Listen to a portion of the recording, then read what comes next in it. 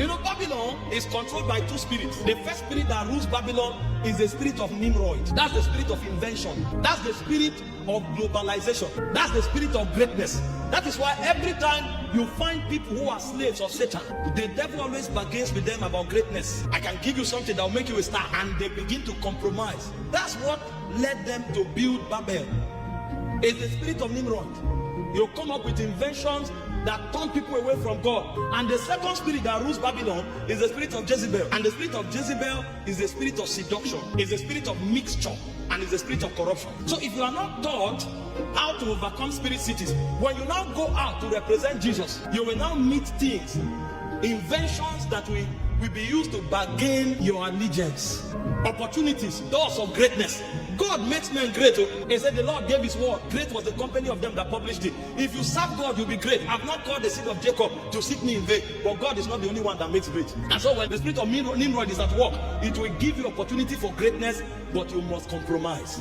If compromise is the basis for greatness, know that you are in Babylon. It doesn't matter where you are in the physical geography. In the spiritual geography, you are already in Babylon. And then if corruption and seduction becomes an operating system, the only way you find pleasure, happiness, and relevance is when you are perverting the ordinances of God, or you are walking in corruption.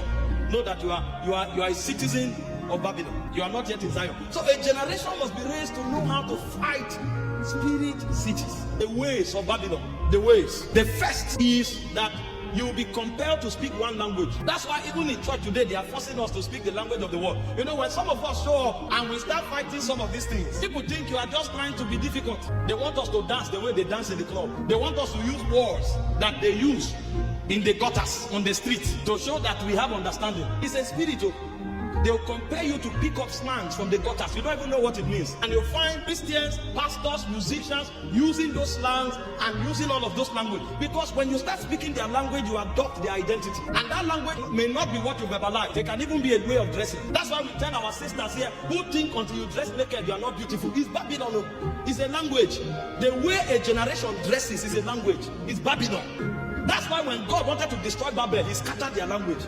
Because if they speak one language, they want to find God in things or themselves, and they will neglect the living God. So from dressing to talking to lifestyle, all of those things are a language. It gives you an identity so that when the world sees you, they will not be able to tell the difference. Number two way of Babylon is that your focus is not the will of God, it's greatness. There are many people who are doing ministry today. They don't care what God says. They don't care what God's agenda is. So long as they feel relevant according to the standard of the world, that's fine. So you find people doing things dislocated from destiny. An intercessor wants to be an evangelist online. An evangelist wants to be a politician. An apostle who should be in the mission field wants to become. People are just dislocated. Yes, an apostle is a psalmist. Because anyone that looks as if it will give you visibility, the next thing, you have become a new creature and you are doing it.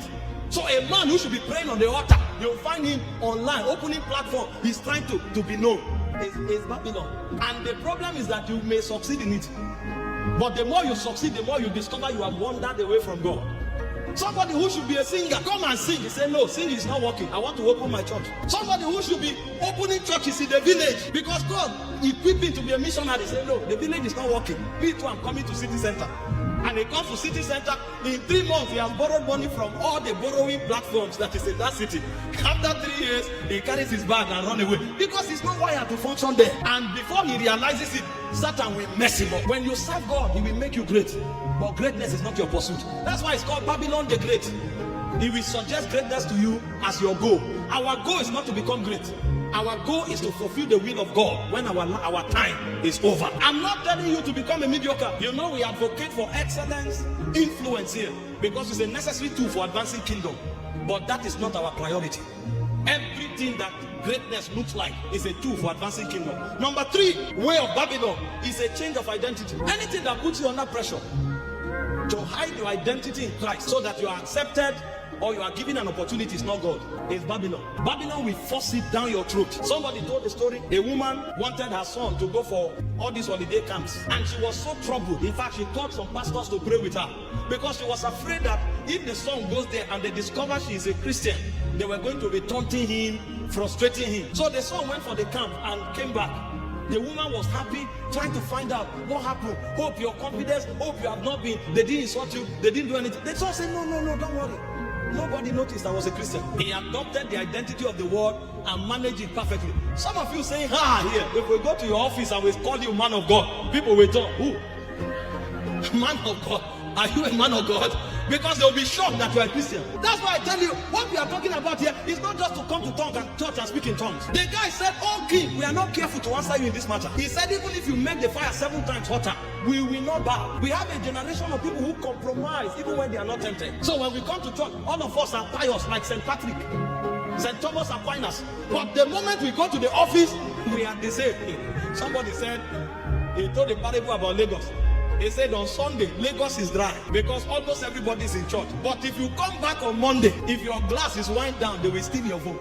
He said, where do these people go to on Sunday? Because we become like them. See, don't be a Lagosian because you live in Lagos. Don't be a Jamaican because you live in Jamaica. Don't be a Nigerian because you live in Nigeria. Be a citizen of Zion wherever you find yourself. If your identity is altered, you are Babylonian. The fourth thing that defines the way of Babylon is mixture, eating food given to idols. It's not everything we consume. I was preaching the other day. I told our people here, they said they are Christians, they want encounters, they want to burn for God.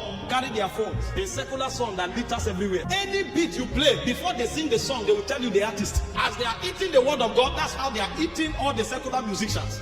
Even the ones that are outrightly honoring idols, Christians sing them. When you ask them, they say, is it a sin to sing a song? They are not kingdom oriented. Daniel and his friends said, we will not eat that which is sacrificed to idols.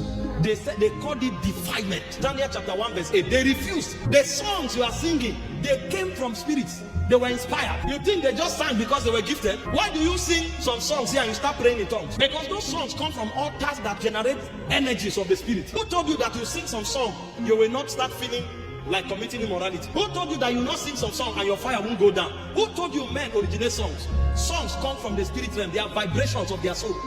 When they release it, we catch it and we communicate it. They don't come from our realm. Because those sounds are transport medium. There are songs you sing and you meet God, and there are songs you sing you meet the devil. Because those songs are vehicle to bring you there. But when people are Babylonians, they don't know what to eat. Your diet must be sanitized. We don't eat everything, sir. We don't participate in every meal. Only the things served from the Holy of Holies are the things we allow to enter our soul and our spirit. That's how we fight Babylon. They do me, and somebody is singing and dancing and dancing and dancing. He doesn't even know what he's talking about. He they choke. And you hear Christian talk. When I hear those things, I say, which one is this? They say, no, they started saying it some days ago. And the other day I was asking my wife, I said, how do they know when these things come? That means they are tuned to those frequencies.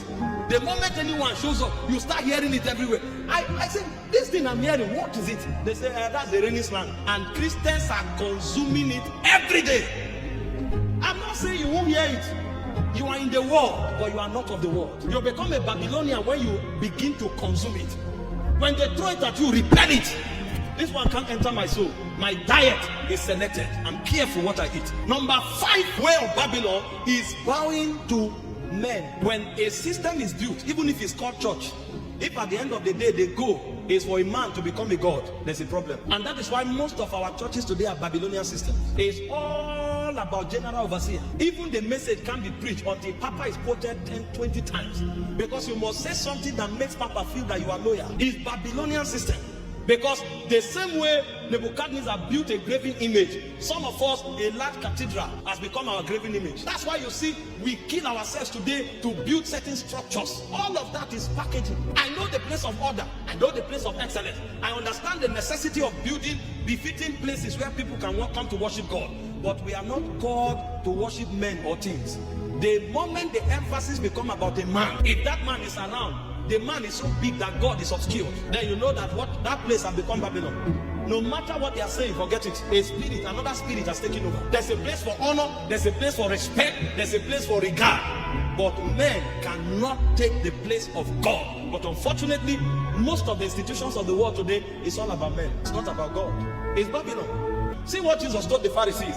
He said, you travel land and sea to make a proselyte. That means a young disciple. He said, but you make him twice the son of hell than he was when you met him. We pick people, we say we have won them to the kingdom. At the end of the day, they become our slaves and worshippers. Tell people to pray, they can't pray. But they can come and wait for man of God for 10 hours. Something is wrong. It's Babylon. Number 6, manipulation and witchcraft. You know the way Babylon works? It will bully you to worship it. That's why when the boys refused, they cast them into a furnace that was 10 times hotter. The system we are building today, if you dare the man of God, you are finished. He will kill you. I'm telling you, it's not a joke. First, they will preach messages that will make you you'll be obscured. They will destroy your life and ministry with sermons. The sermon will make you worse than Judas Iscariot, so that nobody has anything to do with you. And every power they have to shut you down, from their colleagues to their resources, they will do it until you are so frustrated and useless. It's either you come back begging like a useless person, or you are wasted, and they will use you as an example for others. It's Babylon. They will throw you into a furnace that is 7 times hotter because you refuse to bow. I'm telling you what we have to do. Daniel thrown into the lion's den.